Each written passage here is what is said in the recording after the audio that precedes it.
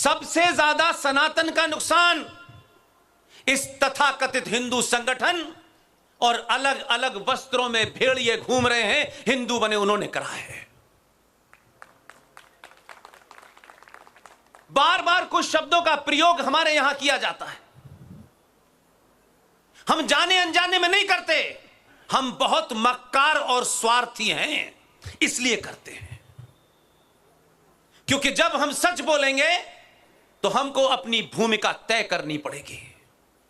इसलिए झूठ बोलो, झूठ का प्रचार करो, और अगर कोई सच बोल भी रहा है तो उसे सारी शक्ति लगा करके झूठा साबित करो। यह हमने झूठ बोला,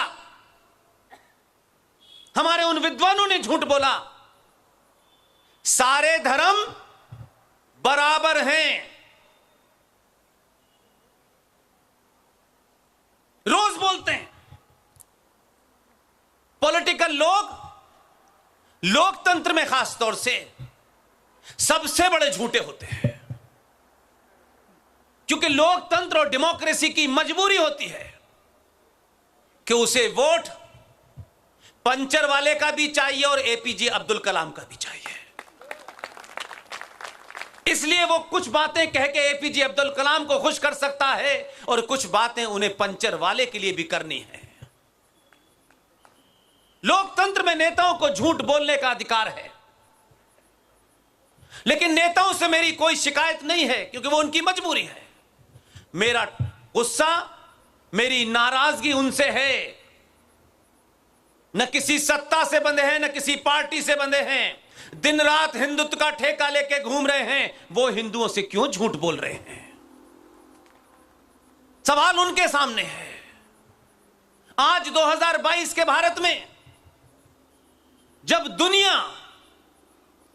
सेकंडों में यहां से लेके अमेरिका, अमेरिका से लेके दुनिया के किसी भी कोने में सेकंडों में आपकी बात जा सकती है, तब भी कुछ मूर्ख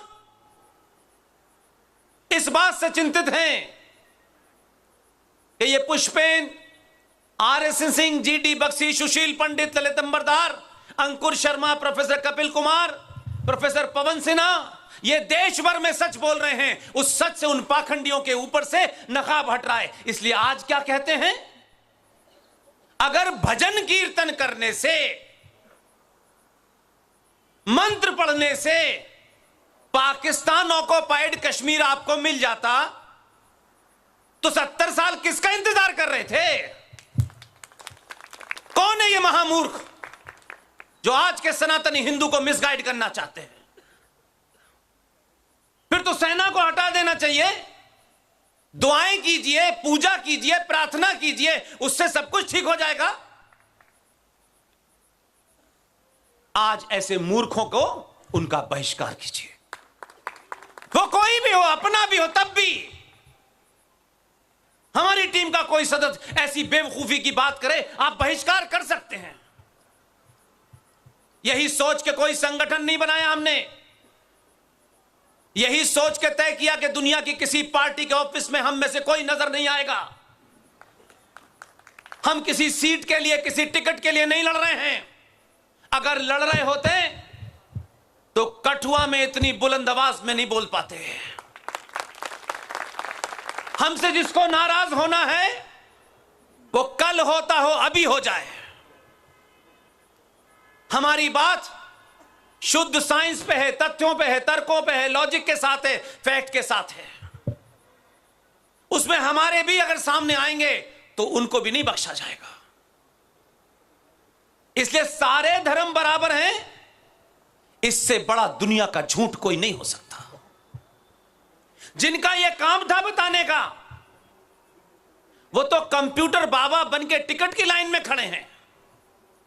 कोई गोल्डन बाबा बनके खड़ा है लाइन में, जो कहते हैं कि हमने संसार के साके सुखों को छोड़ दिया है, हम सिर्फ समाज के लिए काम करेंगे। वो भी आपको नहीं बता रहे हैं, क्योंकि कन्विक्शन नहीं है। अगर कन्विक्शन है, एक साधारण से परिवार में पैदा होने वाले हम तमाम सारे लोग, न हम करोड़पति हैं, न सत्ता का कोई हमारा आगा पीछा है, न किसी संगठन से हम बंधे हुए हैं। सच बोलिए तो कठुआ में इतने लोग सुनने आएंगे ठंड में।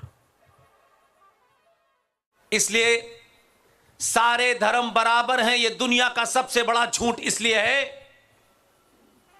कि हमारे साहित्य में, संस्कारों में धर्म का मतलब मंत्रों का उच्चारण नहीं होता, पूजा पाठ नहीं होता। हमारे साहित्य में धर्म का मतलब होता है आपका दायित्व, आपकी ड्यूटी। इसलिए मां का धर्म क्या है, पिता का धर्म क्या है, साधु का धर्म क्या है, शिक्षक का धर्म क्या है, राजा का धर्म क्या है। क्योंकि यह जुमला बहुत खूबसूरती से चुना गया और आपके बीच में परोसा गया। और जब आप ये कहते हैं कि सारे धर्म बराबर हैं, तो आप गंदी नाली की तुलना समुद्र से करने लगते हैं। इसलिए मेरा मानना है, अंग्रेजी के शब्द रिलीजन का उर्दू में ट्रांसलेशन होता है मजहब, हिंदी में उसका ट्रांसलेशन पंथ हो सकता है, मत हो सकता है, धर्म नहीं हो सकता। फिर एक नहीं, क्योंकि जब आप कायर होते हैं, जब आपके अंदर लालच आता है, जब अपना जीवन आप इस तरह जीते हैं कि कोई हमसे खुश हो जाए, कोई हमसे नाराज ना हो, तो पहली उसकी सीढ़ी होती है कि लालची आदमी दिन भर इस गफलत में रहता है कि मुझसे कोई भी नाराज हो गया तो मेरा नुकसान हो जाएगा। और वही लालची आदमी समाज में कुछ मिल जाए, किसी के जूते उठाने से मिल जाएं, किसी के स्कूटर के पीछे भागने से कुछ मिल जाए, कायर हो जाता है। और कायर आदमी अपने शत्रु का सामना नहीं करता, उससे समझौता करता है। हम अपनी आंखों के सामने देख रहे हैं, हम समझौता कर रहे हैं अपनी मां के ऊपर, अपनी बहन के ऊपर, अपने परिवार के ऊपर, अपने घर के ऊपर, अपने समाज के ऊपर और अपने राष्ट्र का सौदा कर रहे हैं। क्योंकि हम बहादुर को नहीं चुनते, हम घर में तस्वीर सुभाष चंद्र बोस की नहीं लगाते, क्योंकि सुभाष चंद्र बोस अगर बेटा बन गया तो हमें क्या फायदा होगा, फिर तो घर बर्बाद हो जाएगा, क्रांति आ जाएगी घर में। हमें तो दुनिया के जितने भी भौतिक सुख हैं वो मिलने चाहिए, इसी को हम तरक्की मानते हैं।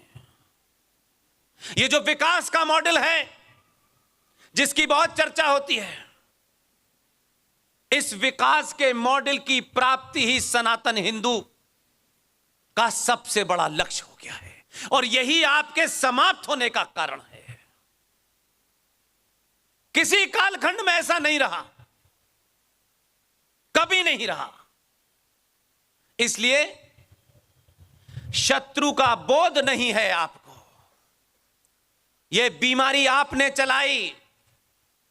आपका शत्रु, कम से कम जिसे आप शत्रु कहते हैं, वो ईमानदार था, उसने कभी कोई बात नहीं छुपाई, आपने छुपाई, आपके रहनुमाओं ने छुपाई।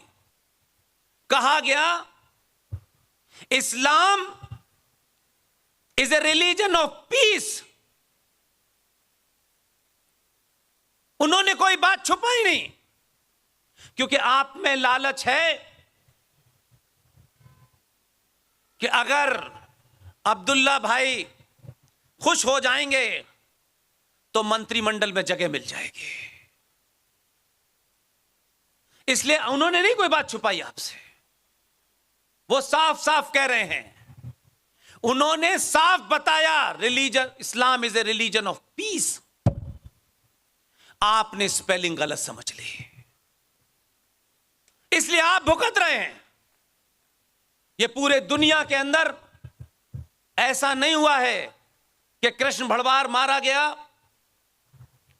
गुजरात में रूपेश पांडे मारा गया, झारखंड में निकिता मारी गई हरियाणा में। यह कोई ऐसे ही नहीं हो रहा है, अकस्मात नहीं हो रहा है। जिस मजहब के बारे में कहा जाता है कि यह शांति का मजहब है, उस मजहब के रहनुमा जनाब मिस्टर मोहम्मद साहब, उनके अपने रहते हुए जो 632 में इंतकाल फरमा गए थे, उनके अपने सामने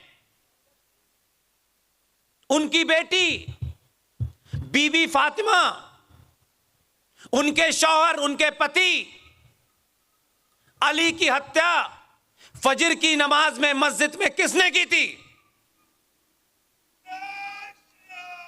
मोहम्मद साहब की बेटी बीबी फातिमा की हत्या घर में आग लगा के दरवाजे के नीचे जला के किसने मारा था? आरएसएस ने, बीजेपी ने, विश्व हिंदू परिषद ने। इस्लाम का पहला खलीफा, दूसरा खलीफा, तीसरा खलीफा, तीनों की हत्याएं किसने की थी?